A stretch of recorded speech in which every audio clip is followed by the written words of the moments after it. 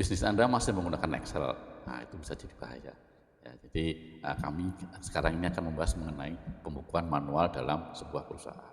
Ya, jadi ketika perusahaan itu masih kecil, mungkin menggunakan Excel itu masih aman-aman aja ya, it's okay lah karena belum banyak apa datanya. Tapi ketika Anda udah mulai berkembang, scalable itu agak susah. Kenapa? Satu, rawan human error. Contoh gini aja lah, biasa yang sering kejadian itu misalkan kita mau input nambah baris, ternyata baris itu nggak kesam. Nah ini sering banget ini sepele tapi kadang-kadang bisa gede. Kalau pas baris itu cuma transaksinya 1.000 apa 10.000 20.000 nggak apa-apa, tapi ketika satu masalah tuh satu baris itu pas transaksinya miliaran kan repot ya. Jadi itu satu, rawan human error. Dua, terlalu fleksibel. Sebenarnya enak terlalu fleksibel tapi akhirnya apa, susah di audit ya. Tracingnya nggak ada ya. Ketiga, itu kita harus menggabungkan banyak, jadi time consuming untuk membuat laporan keuangan. Nah itu jadi laporan keuangannya jadi terat ya.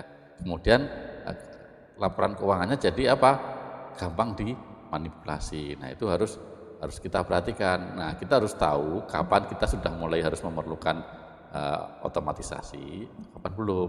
Nah kalau kita sudah mikir oh ya saya harus otomatisasi segala macam, ya kita harus mulai pikirin kita harus pakai, apakah mungkin pertama bisa jadi kita pakai software akuntansi dulu sementara ya sebelum tapi alangkah baiknya kalau kita menggunakan ERP. Kenapa kita menggunakan ERP? Karena kalau kita menggunakan ERP itu integrasinya udah otomatis ya. Jadi kalau kita pakai Excel, validasinya kan susah. Siapa yang transaksi ini yang melakukan validasi? Tanda tangan basah, repot ya. Kalau ada, kalau enggak nunggu. Ya. Tapi kalau kita pakai otomatisasi ya, jadi pakai aplikasi, ya validasi dalam aplikasi. Jadi sudah jelas user role-nya siapa yang berhak validasi, siapa yang berhak untuk melakukan pembuatan, ya, siapa yang nanti posting, ya, siapa yang harus bikin, ya sudah jelas semua. Transaksinya dari mana otomatis. Jadi ketika nanti teman-teman dari sales bikin SO udah langsung jadi deliverernya, dan nanti ketika bikin invoice udah langsung ke accounting ya. Jadi itu harus kita pahami ya. Dan kemudian dalam sisi perpajakannya juga agak susah. Kenapa? Karena kadang-kadang bisa kelupaan itu pajaknya. Nah, beda dengan kalau kita pakai otomatisasi. Jadi ketika otomatis transaksi pajaknya juga udah otomatis ikut. Nah, kemudian ketika kita otomatis kita juga bisa langsung ke Cortex. Nah kalau kita pakai manual berarti kan kita bikin dulu di Excel, kita bikin semua jurnal transaksinya, kemudian kita bikin lagi untuk kebutuhan yang di Cortex ya, baru nanti kita impor ya, kerjanya double itu sih bukan sistem ya, itu jadinya beban kerja, jadi kerja kita kan nambah-nambah ya, repot ya, capek ya, jadi itu tidak scalable, gampang dimanipulasi, rawan human error, tidak ada audit trail, kemudian tidak ada integrasi dengan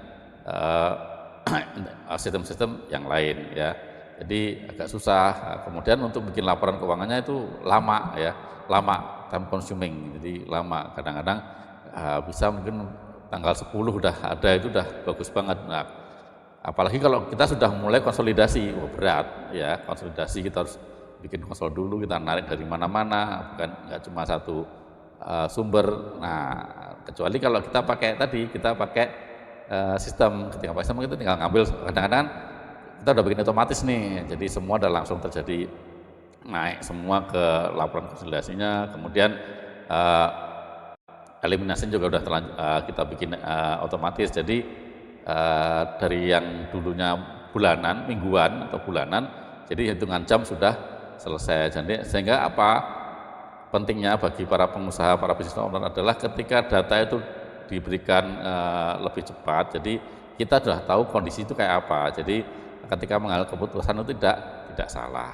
Oke, nah nanti kita akan seri-seri ini kita akan bahas mulai dari tahap awal, mulai tahap mengapa bahayanya pembukuan manual, kemudian kita mulai dari persiapan implementasi, kemudian saat implementasi, setelah implementasi ya, ketika setelah implementasi itu kan ada beberapa ya, kita integrasi dengan beberapa sistem, entah itu sistem payroll, atau mungkin diperoleh dalam sendiri, atau mungkin kita nanti ke Cortex, atau mungkin sistem-sistem dengan pemerintahan yang lain. Nah itu yang harus kita bikin integrasinya. Misalnya kalau klinik ya nanti harus dengan Indonesia Sehat. Nah, itu nanti di next levelnya. Jadi nanti kita akan bahas secara berurut. Silahkan di follow, kita akan bahas itu semua. Dan kalau ada pertanyaan atau mau diskusi, silahkan DM. Terima kasih.